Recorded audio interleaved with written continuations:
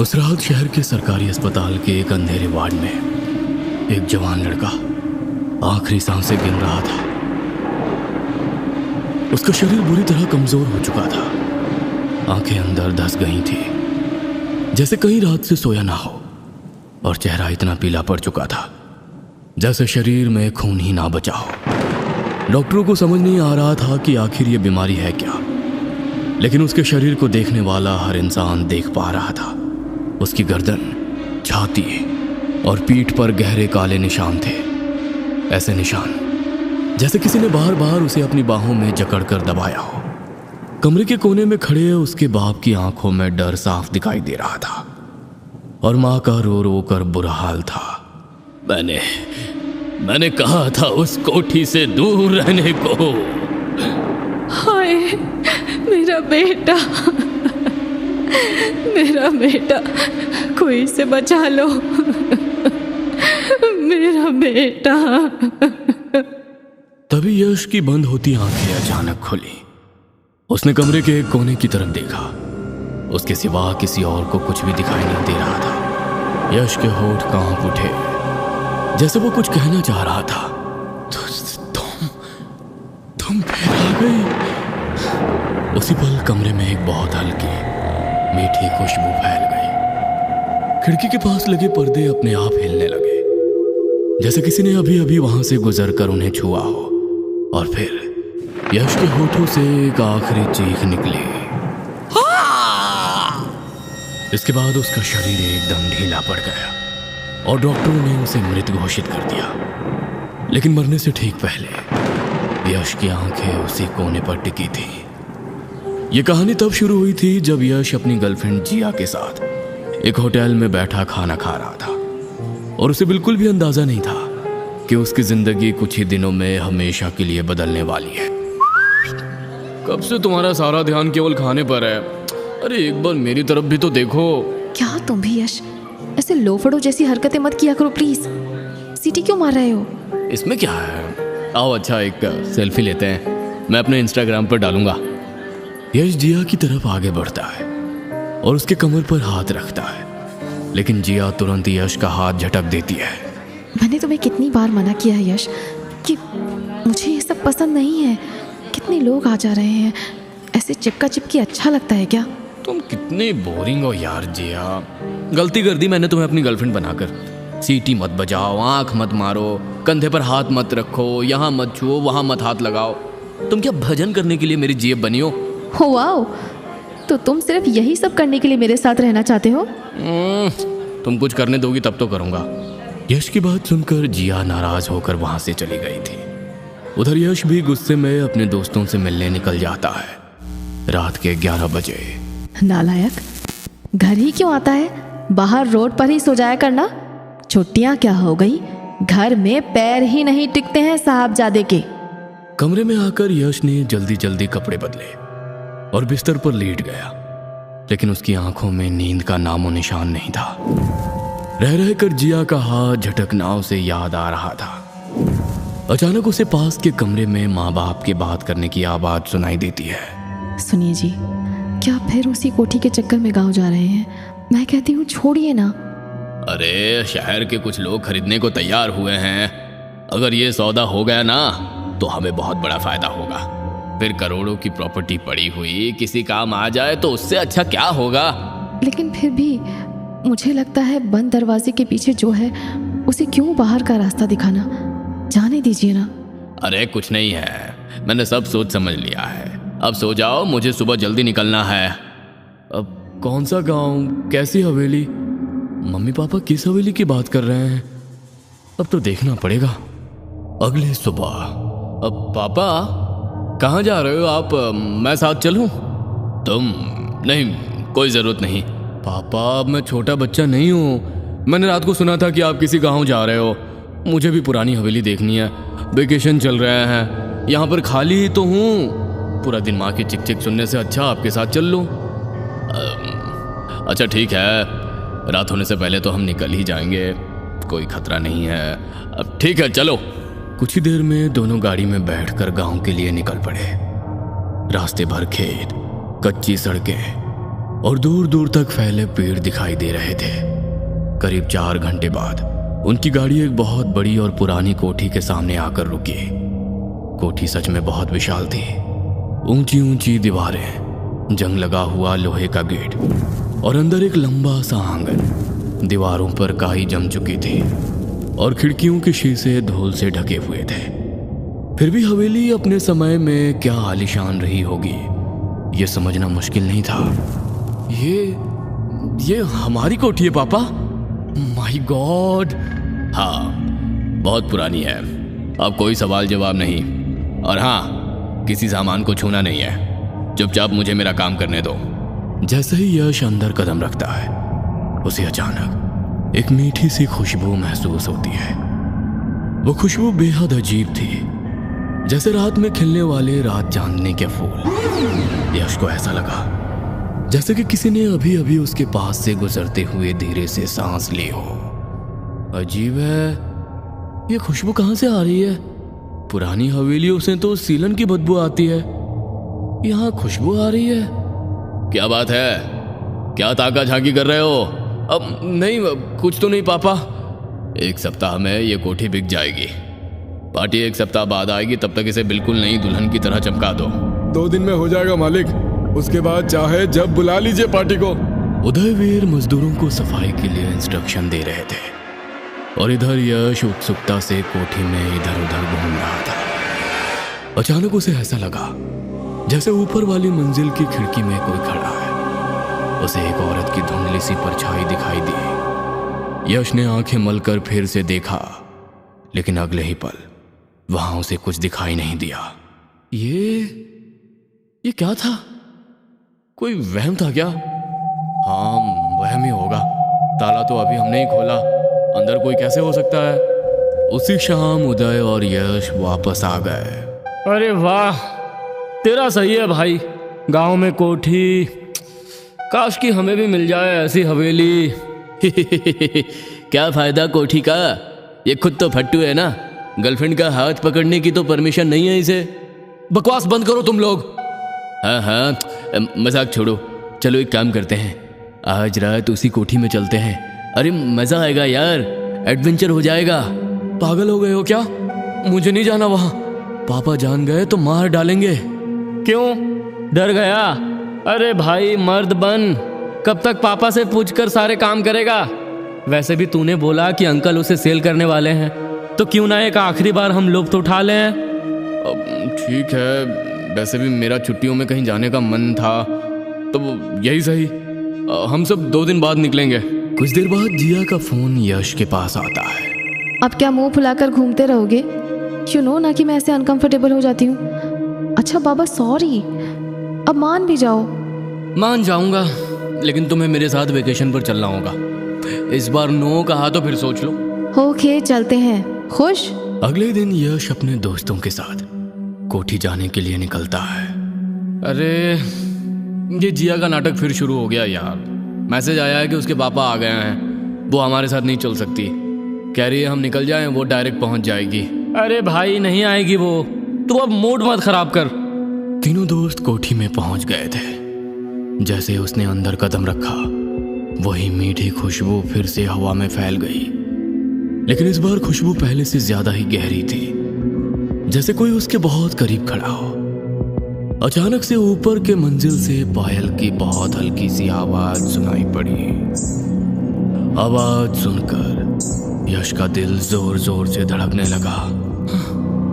कौन है वहां?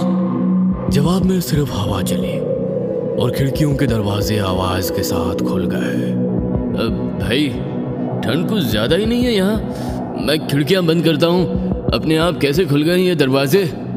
शाम ढलने लगी थी और आसमान में गहरा अंधेरा फैलने लगा था। यश, मनोज और किशोर आंगन में महफिल जमाकर बैठे थे। सामने एक छोटी सी मेज पर शराब की बोतलें और स्नैक्स से भरी प्लेटें रखी थी। आज तो मजा आ गया यार, इतनी बड़ी कोठी और पूरी की पूरी हमारी। कितनी बढ़िया जगह है ये, बेचने की बजाय इसे होटल क्यों नहीं बना लेते? आखिरी रात है भाई, जी भर के जी लो और जितना चाहे पी लो।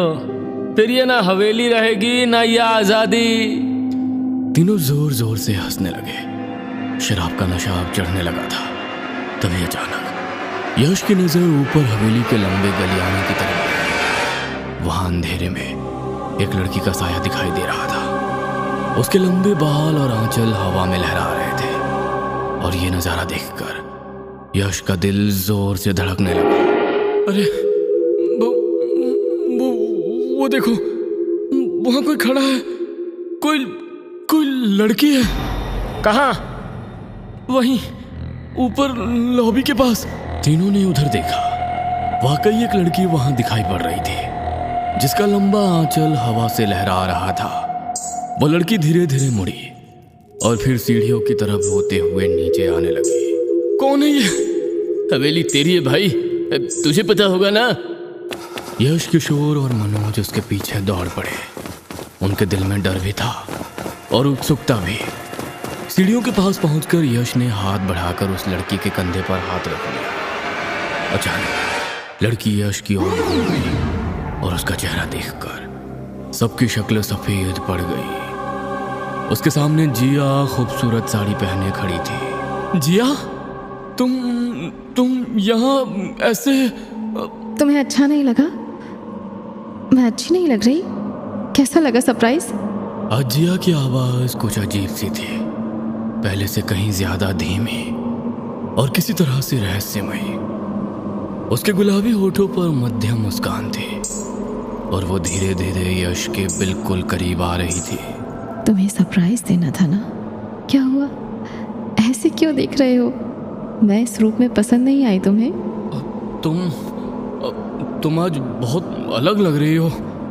यह सुनकर जिया हल्का सा हंस दी और अपने होठ यश के होठों के एकदम करीब लाकर कहा, शायद इसलिए क्योंकि आज मैं तुम्हें नाराज नहीं करना चाहती। आज की रात तुम्हारे नाम। इस बात से यश के चेहरे पर एक बड़ी सी मुस्कान फैल गई। ले भाई, आ गई तेरी जिया, हो गई सारी शिकायतें दूर। रियली, इसने तो मेरा दम ही निकाल दिया था। उस रात कोठी में देर तक हंसी, शराब और बातचीत चलती रही। बोतल खत्म होने के बाद यश और जिया एक कमरे में चले गए। अगली सुबह क्यों ना हम दोनों अभी यहीं रुक जाएं? किशोर और मनोज को जाने दो ना। अब जैसी तुम्हारी मर्जी। यश के कहने पर उसके दोस्त हवेली से निकल गए थे और इधर यश जिया के साथ रुक गया था। यश बाथरूम में जाकर अपना चेहरा धो रहा था, तभी उसके फोन पर जिया का कॉल आता है। उफ, अब क्या 1 मिनट भी मेरे बिना नहीं रहा जा रहा। बोलो darling. I am so sorry Yash, पापा यहीं रुक गए थे, मैं चाहकर भी नहीं निकल पाई। मनोज ने बताया तुम अभी भी वहीं हो। और फिर उसका कॉल कट गया। यश बाथरूम से बाहर आता है। आईने के सामने अपने बाल संवारती जिया उसे नजर आती है।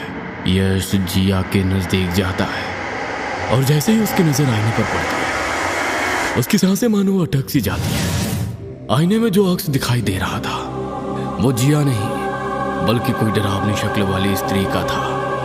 ये नजारा देख यश के हाथ से फोन गिर पड़ता है और डर के मारे उसका चेहरा सफेद पड़ जाता है। यश कमरे से बाहर भागता है और रास्ते में वो किसी से टकरा जाता है। क्या ये जिया थी? अरे यश, तुम भाग क्यों रहे हो? देखो आ गई मैं। चलो ना, कमरे में चलते हैं। यश ने दौड़ते हुए स्टार्ट की और सीधा मनोज के यहाँ पहुंच गया। यश ने घबराते हुए गैलरी खोली और बीती रात की फोटो देखने लगा, लेकिन उन तस्वीरों में जिया नहीं थी। ऐसा लग रहा था जैसे यश हवा में किसी को पकड़कर खड़ा हो। ये कैसे हो सकता है? अरे, और ये निशान, ये कैसे हुआ? यश की गर्दन और कंधों पर अजीब अजीब से गहरे नीले काले निशान थे। यश को कुछ समझ नहीं आ रहा था। तू कह रहा था ना यश कि कोई अफवाह है जो कोठी से जुड़ी है। कैसी अफवाह थी वो? तू कुछ जानता है उसके बारे में? यश ने नामे गर्दन हिला दी और बिना कुछ बोले वापस घर चला गया। उस दिन के बाद से यश बदलने लगा था। वो दिन का अधिकतर समय अपने कमरे में बिताने लगा था। हर गुजरते दिन के साथ वो और कमजोर होता जा रहा था। उसके शरीर पर रोज कोई नया निशान उभर आता, कभी कंधे पर, कभी छाती पर, कभी पीठ पर। उसका चेहरा पीला पड़ने लगा था। आंखों के नीचे काले घेरे बन गए थे, जिसे देख माँ सविता बहुत परेशान रहती थी। सुनिए जी, यश की तबीयत कुछ ठीक नहीं है। आप सारा काम छोड़िए, बस कुछ दिनों के लिए घर आ जाइए। पत्नी की बात सुनकर यश के पिता विदेश से घर लौट आते हैं। ये तूने क्या कर डाला नालायक? क्या हुआ पापा? चुप, बस जितना पूछूं उसका जवाब दे। उदय ने यश की गर्दन के निशान देखे और उनका चेहरा सख्त हो गया। तू हवेली गया था? क्या तूने वहां रात गुजारी? पापा वो हाँ या ना? हाँ। उदय के हाथ कांपने लगे। वो जमीन पर सर पकड़कर बैठ गया। अरे आप ऐसे क्यों बैठ गए हैं? मेरा दिल बहुत घबरा रहा है, बोलिए ना। ये वही निशान है जो उस योगिनी के शिकार पर दिखाई देते हैं। उदय की बात से कमरे में सन्नाटा छा गया। उदय की आवाज अब गुस्से से कांप रही थी। योगिनी? वो कौन है पापा? योगिनी भटकती आत्मा, जिसे बस एक मर्द का शरीर चाहिए। उस कोठी में मेरे परदादा रहा करते थे। तंत्र मंत्र पर बहुत भरोसा था उन्हें। एकांत में उस हवेली में जाने क्या क्या तंत्र किया करते थे वो।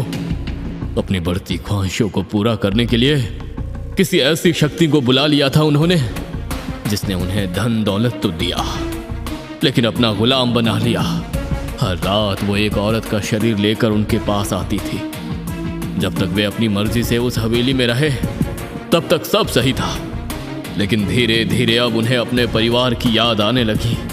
एक रात वो हवेली से बाहर निकले और उसी रात से उस योगिनी का श्राप दादाजी पर हावी हो गया। रात में सुंदर प्रेयसी का रूप लेकर मिलने वाली वो शक्ति अब दिन के उजाले में अपने असली डरावने रूप में उन्हें दिखाई देने लगी। हर गुजरते दिन के साथ उनकी हालत खराब होती जा रही थी। उनकी सारी तंत्र विद्या धरी रह गई थी और वो योगिनी उनके शरीर को खोखला करती जा रही थी। दादाजी की मृत्यु निश्चित थी, इसलिए मरने से पहले उन्होंने योगिनी को वापस उसी हवेली में कैद करने के लिए खुद को वहां पर बंद कर लिया और अपने गुरु की मदद से तंत्र क्रिया से उसे अंदर कैद करवा दिया। तुमने उसके साथ संबंध बनाए, उसके कारण ही वो योगिनी फिर से आजाद हो गई है। अब वो तेरे साथ रहेगी अंतिम समय तक। ये आप कैसी बातें कर रहे हैं? अरे कुछ करिए, कैसे भी मेरे बेटे को बचाइए ना, कुछ करिए आप। अब बहुत देर हो गई है। जिस दिन से वो योगिनी किसी मर्द को अपना शिकार बनाती है, उस दिन से उसकी मौत तय होती है। उदय के इतना कहते ही कमरे का बल्ब धमाके से टूट जाता है और पंखे के ऊपर एक साया बैठा नजर आता है जो यश को ही घूर रहा था। वो एक झटके से यश के ऊपर कूद जाता है। एक डरावनी हंसी कमरे में गूंज जाती है।